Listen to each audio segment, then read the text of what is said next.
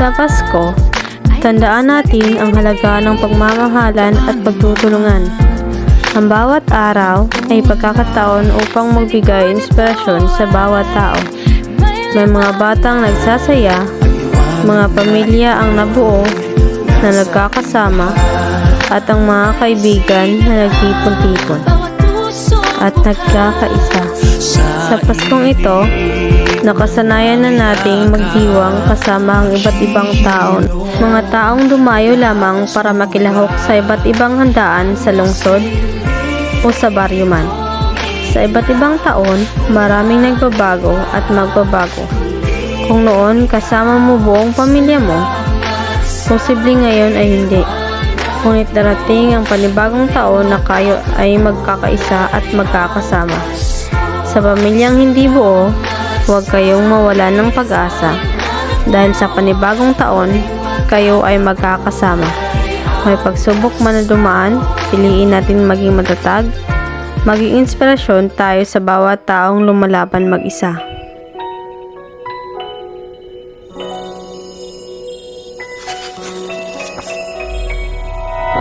Sa madilim na gabi, isinilang siya sa mundo. Inaalala natin ang diwa ng Pasko sa pagsilang ng batang sanggol na ating mahal na Panginoon na si Jesucristo. Ang bawat tao ay naghahanda sa kanyang pagsilang, pagsisimba sa simbang gabi, at pagbibigay ng regalo sa bawat isa. Maraming tao ang nagagalak sa kanyang pagdating. Mayroong nagdidiwang, mayroong nalulungkot, mayroong nawala ng pamilya, at mayroong napunan ang pamilya. Sa kasagsagan ng pagdiriwang, mayroong nawala ng buhay, dahilan ng walang ganang pagsasaya at walang pagsalo-salong naganap. Ngunit sa hindi natin alam, ito ay dahilan upang tayo ay magkakaisa ng dahil sa Pasko at pagsilang ng ating Panginoon. Natuto tayong magpatawad at magpakumbaba, at dahil sa Kanya, tayo ay magkakasama. Ang pinakamagandang kwento ay ito. Ang pinakamagandang kwento. Sa madilim na gabi, isinilang siya sa mundo.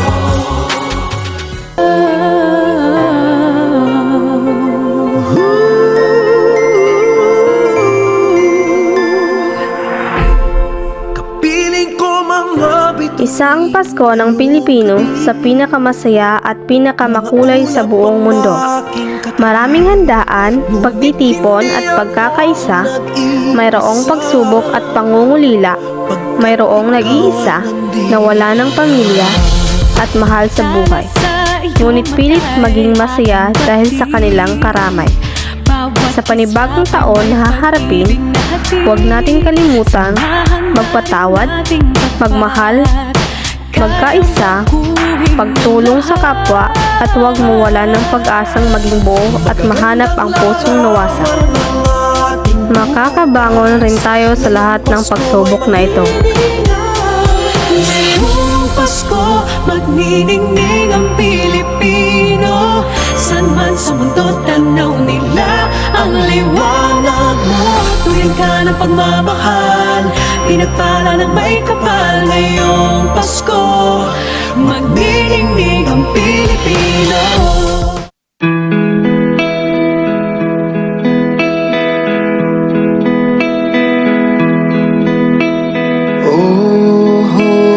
Sa mga lumalaban mag-isa, magsilbisa na tayong inspirasyon sa bawat tao. Maging matatag at lumalaban.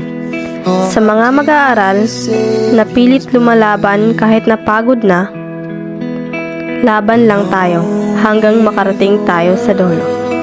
In sin and error pining till He appeared, and the soul felt its worth. Sa lahat ng pamilya, mga kaibigan at magpapamilya, binabati ko kayo ng maligayang bagong taon sa inyong lahat. From yonder